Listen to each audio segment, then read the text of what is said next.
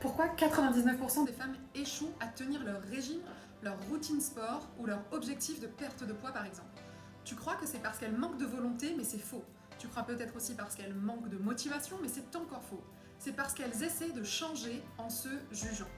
Elles se détestent dans le miroir, elles ne se sentent pas assez et elles pensent que ce rejet d'elles-mêmes va les propulser vers la discipline. Comment je le sais? Parce que j'en ai moi-même fait partie et fait les frais. Mais c'est tout l'inverse. Vois ça comme deux équipes. Tu as l'équipe A, celle de la facette de toi qui veut s'aimer. Et tu as la facette B. La facette B, l'équipe B, c'est celle qui veut changer, mais pour de mauvaises raisons. Parce qu'elle se juge, parce qu'elle se trouve pas assez bien, pas assez mince, pas assez belle, pas assez motivée. Et là, c'est la guerre. Une corde est tirée entre ces deux équipes, entre ces deux côtés, et il y a une véritable tension. Le résultat de cette tension, c'est de la stagnation, et personne ne gagne. Ni l'amour de soi, ni le changement. La vraie solution, c'est de changer la temporalité pour pouvoir changer ta vie. Ce n'est pas de couper la corde, mais c'est de laisser l'équipe A agir en première. L'équipe qui s'aime, celle qui te dit « je suis bien comme je suis et je mérite déjà de l'amour maintenant, aujourd'hui et pas dans 10 ans ». Puis ensuite, dans une seconde temporalité, vient l'équipe B, qui ensuite évolue, non plus par jugement mais par plaisir. Ce qui se passe, c'est que ta corde ne se tient plus en résistance entre les deux équipes, mais va d'abord être tirée par l'équipe A avant de pouvoir être tirée par l'équipe B. Ce qui se passe, c'est que là, les deux équipes coopèrent, chacune, l'une après l'autre, dans leurs objectifs respectifs. Résultat, amour de soi de l'équipe A plus évolution de l'équipe B égale facilité de changement. Pourquoi est-ce que tu échoues actuellement? Eh bien tout simplement parce que tu fais très certainement partie de ces 99% des femmes qui essaient de changer avec une énergie de devoir. Il faut que j'arrête de fumer, il faut que je fasse du sport, il faut que je mange mieux.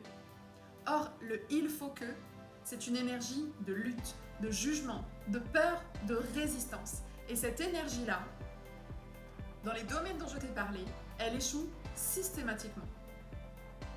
Tu fumes, tu manges du sucre, tu ne fais pas de sport tout en te jugeant.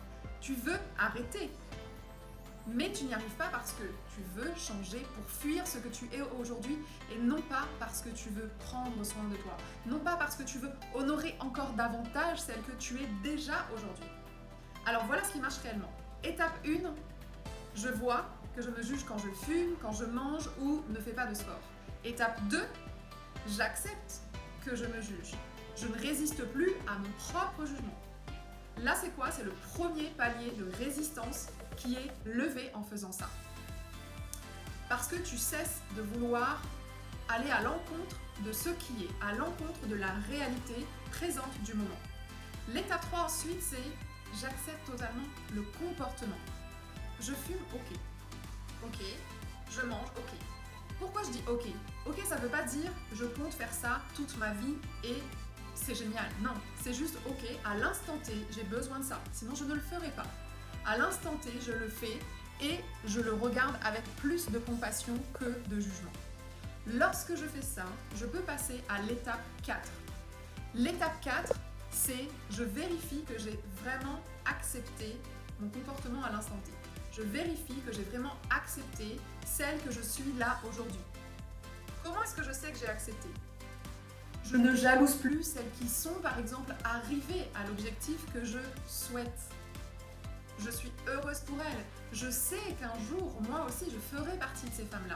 Mais je sais aussi qu'aujourd'hui, si je n'en fais pas encore partie, c'est parce que j'ai d'autres besoins qui ont besoin d'être nourris et qu'aujourd'hui, je les nourris de cette façon-là. En me disant ça, je lève un deuxième palier de résistance. L'étape 5, après ce deuxième palier de résistance levée, c'est la magie qui opère. Pourquoi? Je commence à agir par amour pour moi et non plus par punition. Un des changements concrets, c'est je mange moins parce qu'en fait j'ai envie de me sentir bien. Je commence à avoir de la compassion pour moi. Et la compassion, c'est une forme d'amour. Donc si je commence à m'aimer, j'ai envie de me faire du bien. S'aimer, c'est quoi? Se vouloir du bien, se faire du bien. Donc si je commence à m'aimer, je vais petit à petit me faire toujours plus de bien. Je bouge mon corps parce que ça me fait plaisir, parce que j'ai envie d'honorer celle que je suis. Peu importe que mon corps soit déjà parfait ou pas, j'ai déjà aujourd'hui envie d'honorer ce qu'il est à l'instant T. Et un jour, qu'est-ce qui se passe? Je réalise que j'ai envie d'arrêter de manger en excès. J'ai envie de faire plus de sport et en fait, je réussis facilement. Arrête de créer des cercles vicieux. Tant que tu répètes dans ta tête « je suis nul, je suis incapable », tu entretiens un cercle d'émotions négatives. Tristesse, désespoir, punition, sabotage. C'est un piège mental dans lequel tu t'es toi-même enfermé. Mais quand tu penses « je fume ou je mange parce que j'ai besoin au jour d'aujourd'hui de combler quelque chose et que c'est humain », en te disant ça, tu te reconnectes à de la compassion. Et tes actions, elles changent naturellement, automatiquement, vu que tu t'es fait du bien. Tu vas fumer un peu moins, tu vas manger un peu mieux. Finalement, tu commences déjà à prendre soin de toi en acceptant celle que tu es aujourd'hui. Et c'est ça qui fait réussir un changement de façon durable et profonde. Je sais que toi aussi, comme moi par le passé, tu crois que l'insatisfaction, c'est le carburant du changement.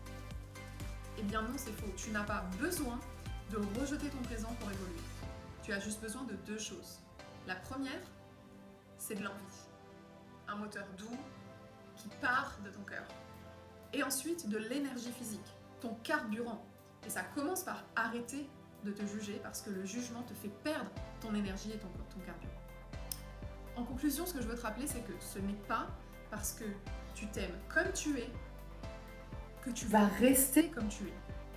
Ce n'est pas parce que tu t'aimes que tu vas rester comme tu es. C'est justement parce que tu t'aimeras aujourd'hui que tu vas permettre un changement durable.